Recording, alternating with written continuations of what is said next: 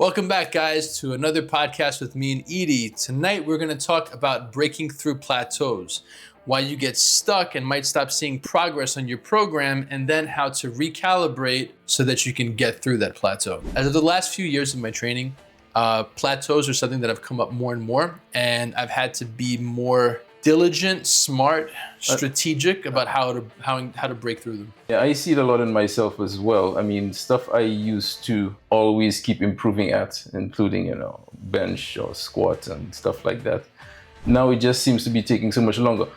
I mean, the main reason is we've been doing that for a long while. And Right. if you're an experienced trainer, I mean, you're gonna see incremental change as opposed to a newbie, which if any stimulus, boom, Yeah, I mean, what I like to tell my people is, you see these big jumps in the beginning, and I'm like, oh, these are the newbie gains. Everything feels good because you're constantly bumping up.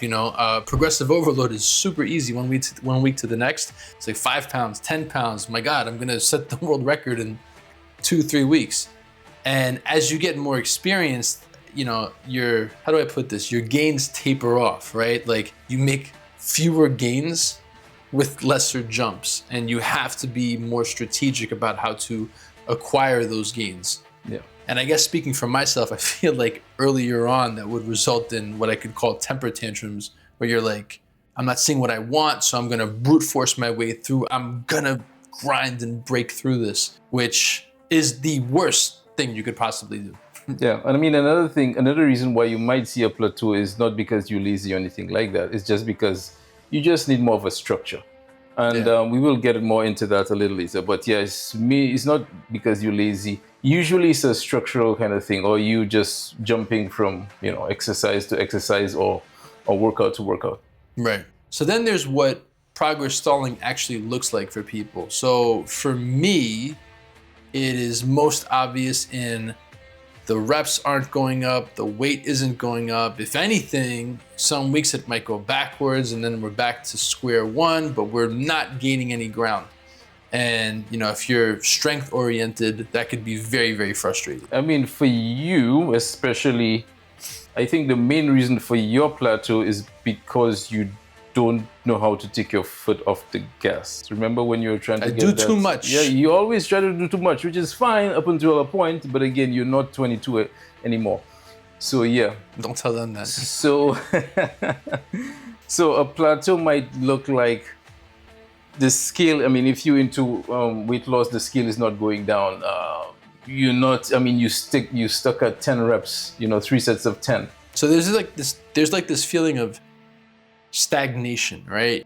So I keep putting the effort in, but I'm not seeing anything for my effort. And then the frustration creeps in. Why am I even doing this at this point? This serves no purpose.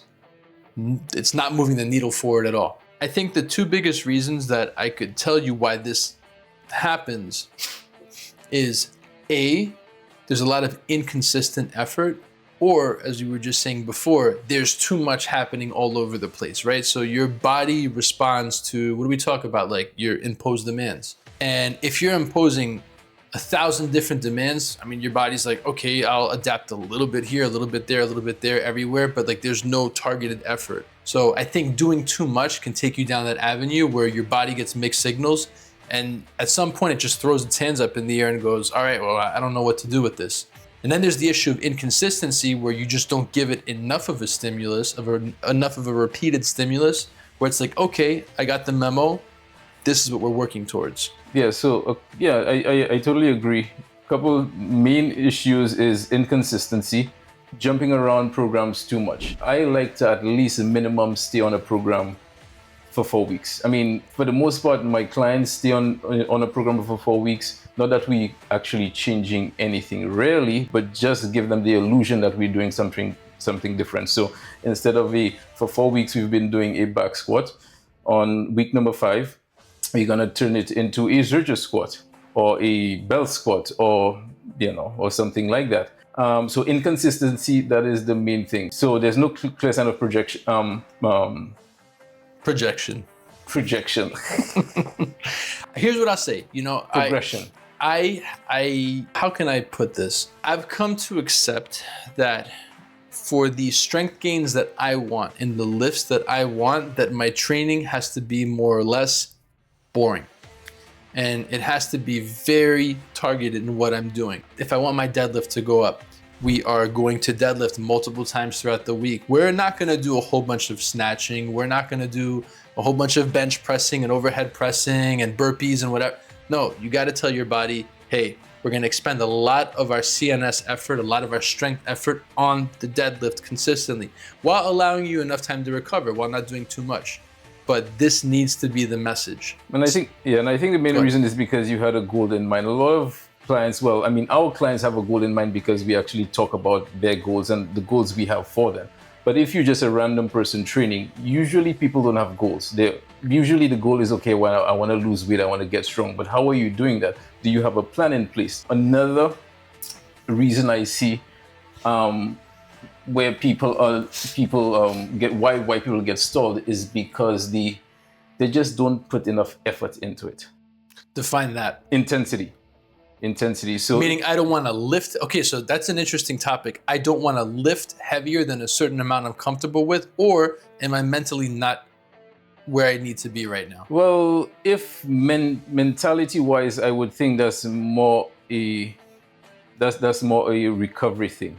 But if you're fully recovered, a lot of people, not our clients, a lot of people I see in the gym, they just don't put enough intensity in their workout. So that's why we like to use the RPE scale. So rate of perceived exertion, 10 being, oh my God, that is the heaviest thing ever, and 1 being easy. So intensity wise, a lot of people I see, intensity is usually 5 or 6. So, I mean, so you're not pushing hard enough to get the adaptations you want. You're not pushing hard enough to get the adaptations. You're not in that 70, 80%. Yeah, that is if you're recovered enough. If you're not recovered enough, usually that's a neurological recovery. But if you're fully recovered, you slept good, you're eating relatively okay, and you're in the gym, you're ready to go, and you're not seeing any progress, usually that's an intensity thing. So you know what? Here's another aspect. And the reason why I asked you what I did about are you not lifting enough weight, or are you not mentally there enough, is because, okay, let's take the overhead press, for example, right? And if I want to press really, really heavy weight overhead for reps,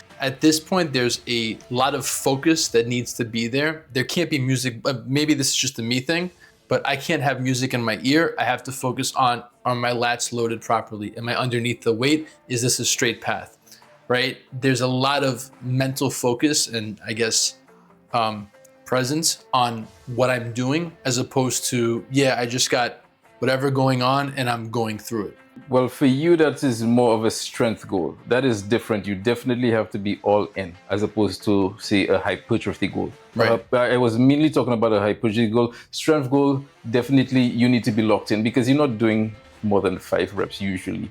Right. When you're doing strength. So definitely you have to be locked in, and everybody could give me at least 5-10 seconds of being locked in to get that lift off the ground. Right. So, when I guess it kind of interrelates before, when you're like, it's not intense enough. If your goal is strength, you really have to be present in what you're doing, especially as the weight goes up to considerable and, amounts that could cause injury to your joints, tendons. There needs to be a very high level of focus. And I guess in terms of hypertrophy, to your point, the intensity has to be enough that you're going to get the adaptations you want. So how do you prevent yourself from always being in a plateau? I see a couple of things. I just stopped working out. I stopped thinking about it. Yeah, well, I mean, listen, yeah. Netflix and chill time. That is the plan, to stop thinking about it. That is why we implement a system. Okay, so in all seriousness, and that was a joke, but in all seriousness, how do I stop my plateau? I stop worrying about it. And that's going to sound like a gross oversimplification, but let's take my overhead press, for example, since I mentioned it before. If me pressing 40 kg is going to cause, and I'm not getting the reps that I want, is going to cause me frustration, it's not worth it. And at the point where I'm at, for a very strength-focused person, cool. We're going to go down to 36. We're going to go down to 32. We're going to do something that feels good.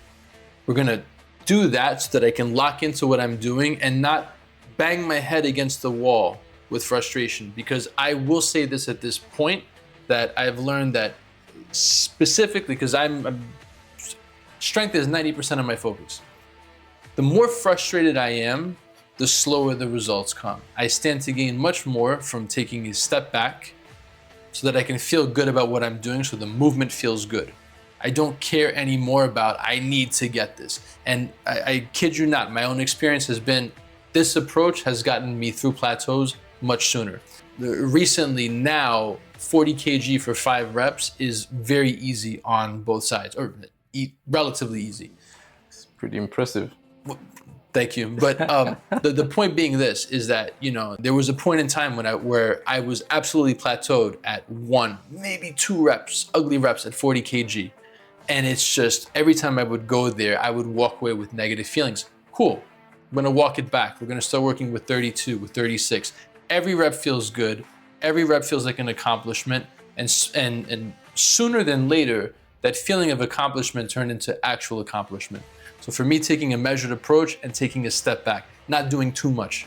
And when we say deload, that doesn't mean you're not doing anything. You're just dialing back. So say you're lifting at 80%, 89%. You just go down to on the 4th week, you just go at maybe 60, 70%. 60, I was gonna say. You know, and you would be surprised on your 5th week how much you just jump up, because that's your body just saying like, okay, well, I just needed a little break, and then boom, on the 5th week, you just plow through that plateau. Right, it's like you're going up, up, up, up. You take a little dip down, and then you spike up again. Yeah, because remember, again, I mean, progress is not linear. Nope. Because we all would have just been like strong, like the strongest things ever. But if you just build in that deload week, usually on the third or 4th week, it all depends. I do it on the 3rd week because, you know, clients are usually, they get bored with stuff. So we do that, and then the 5th week, they just plow through that plateau. So usually, build in a deload week.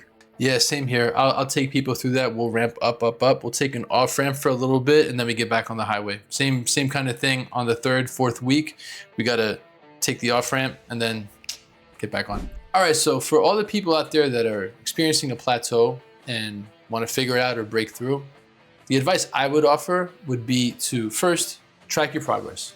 Identify what you're doing week in, week out. If you're always stalling around a certain lift or around a certain rep range, then make some modifications around that. Stay consistent with what you're doing, but make the modifications you need to so that you can execute accordingly. And most importantly, that it does not cause you more stress. Because I kid you not, and this is me speaking from my experience, more stress equals less progress. I'm sure there's dialogue and metrics out there about your cortisol levels and how those spike and how they're not conducive to changes in your body that you do want.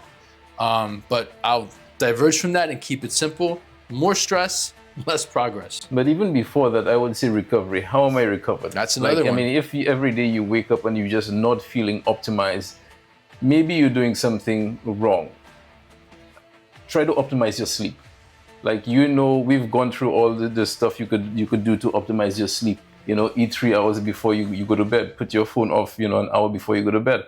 You know, have some carbs, you know, to get your serotonin up, to help calm you down and stuff like that. And yeah, when you wake up, see how you feel. If you're feeling an 8 out of 10, then I think you're ready to go. I mean, if you're on that scale and you see you 3 or 4 or 5, then let's rethink. That doesn't mean you necessarily have to not work out. You just dial back the intensity. Scale back a little bit. You scale back the intensity.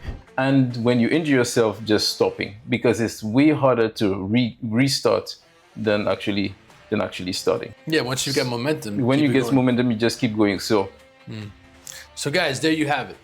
Optimize your recovery, track what you're doing, make modifications when necessary, and don't stress. So that's it from us for this time. If you're interested in finding out more about training and how to create a way of life out of it, visit geteverreadyfit.com. Go to the website. We'll be happy to talk to you and give you a free evaluation. So thanks again for hanging with us, guys. Be sure to join us again next week when we talk about our company motto, strength is for everybody, what that means, and how strength is also for you. Until we meet again, guys, peace. Stay strong.